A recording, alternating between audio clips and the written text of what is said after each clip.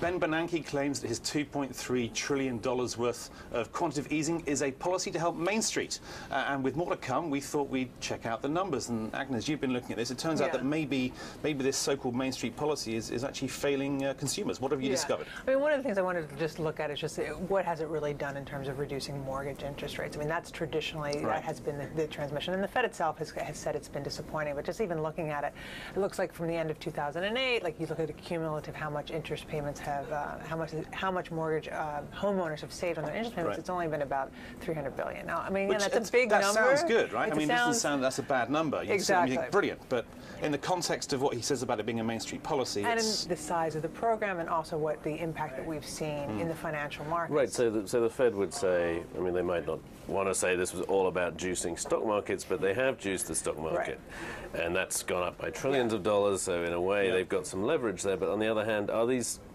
is Main Street really Main Street really the people benefiting from stock market, bond markets going up? It's not. And this is where I feel like we really get into the theoretical musings, right? Because I mean, again, the idea is if your 401k is bigger, feel a little bit better, you might be more inclined to spend money. Yeah, but is that? I mean, that sort of maybe helps consumer confidence, but it's not going to make you go out and spend. Yeah, not like all of a sudden having more money at the end of the month in disposable income, which is what you get from a lower mortgage interest bill, and it's why you focused on that. Exactly. Now, I mean, if you turn it around and look at the counterfactual, of course, you cannot prove, but if they hadn't have done anything, remember we were looking at this 2 or 3 years ago, what happens with the Fed buying up all of these mortgage bonds, and if it stopped, would the market collapse? And it didn't, but arguably they helped juice the system. And we have to also go back to the initial QE. I mean, again, that they wanted to help stabilize the mortgage market, but we were in a full-on crisis. And I would argue they were trying to stabilize more than that. Yeah. More than that.